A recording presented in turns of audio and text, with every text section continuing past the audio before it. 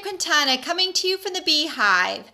Today is part 2 of the Sprinkles of Life note card series.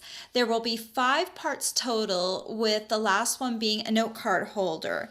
And today we're going to make this cute little note card using some of the stamps from the Sprinkles of Life stamp set.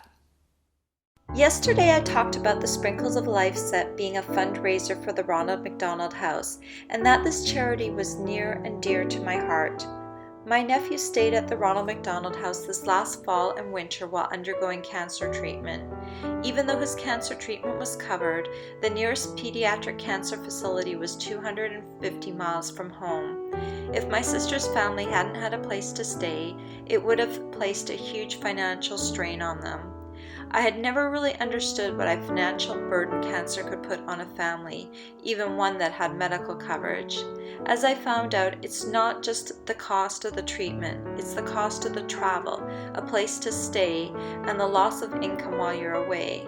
And that is why places like Ronald McDonald House are so important. With the purchase of the set, $3 goes toward the Ronald McDonald House charity. Thank you to everyone who has purchased the stamp set so far. P.S. I'm happy to report that as of this August, my nephew is cancer-free.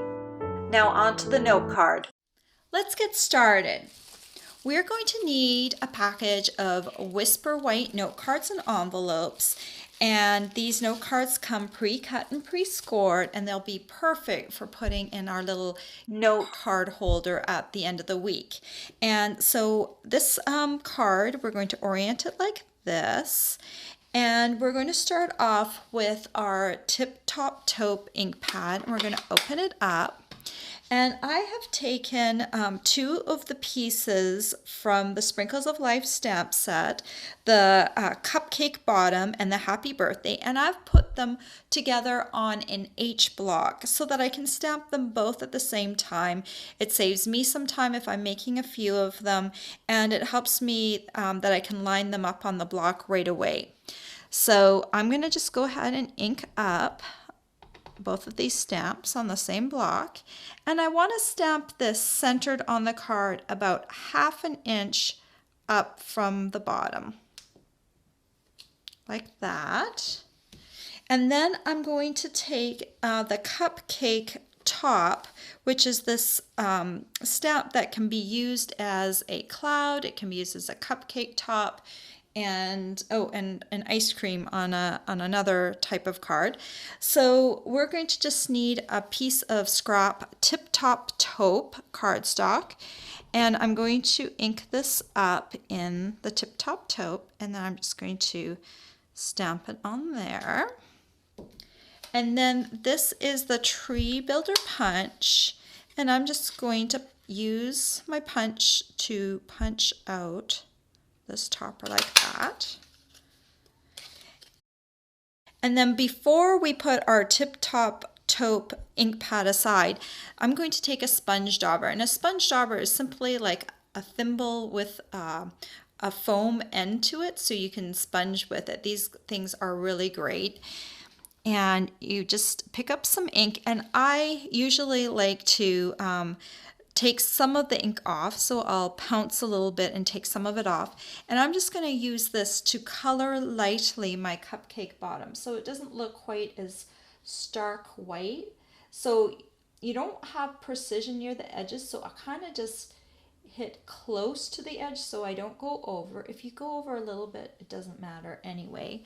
But let me just show you that. This will just take your piece, and it will just add just a little bit of color to it so it's not quite as stark white.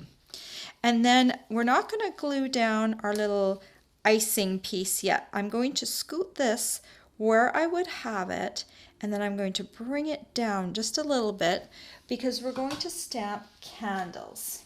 And we're going to stamp them in 3 different colors.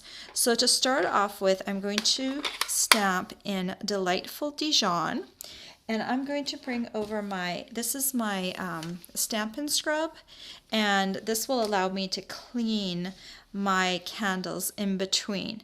So I'm just going to ink up my candle in the Delightful Dijon. And remember, I have moved this down a little bit This is going to allow for my candle. Now if I stamp it right up at the top of my cupcake, when I move this back up, it's just going to cover up the bottom, so it looks like it's kind of tucked into the cupcake. So let me shift that down a little bit again. This just kind of gives me an idea of where to stamp. And then I'm going to spray over here with my Stampin' Mist. And I'm going to clean off my yellow and put that away. And now we're going to come in with our Watermelon Wonder. That is a mouthful. And then I'm just going to ink up my candle in the Watermelon Wonder and put it right beside my yellow candle like that.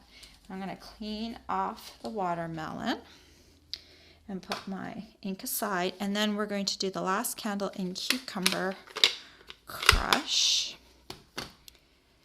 And just ink that up. Okay, and then I'm going to stamp it right next to my Dijon one. That's looking pretty good. Let me clean that off for good measure, and then I can put that aside, put my green aside. And now when I glue this, it should be pretty good. So let's go ahead and do that right now. Let me go ahead and adhere this piece on here like that.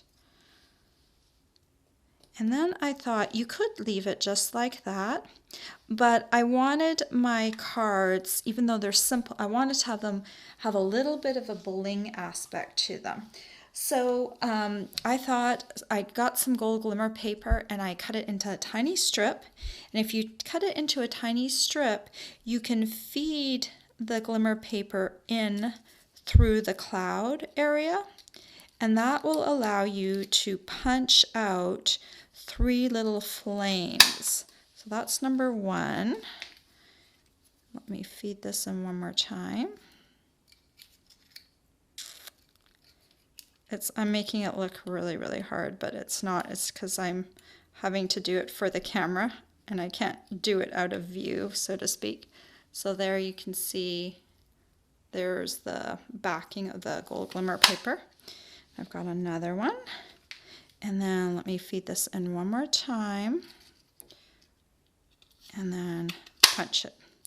Making a little strip like this, that means that I don't use up too much glimmer paper and I don't waste too much of it.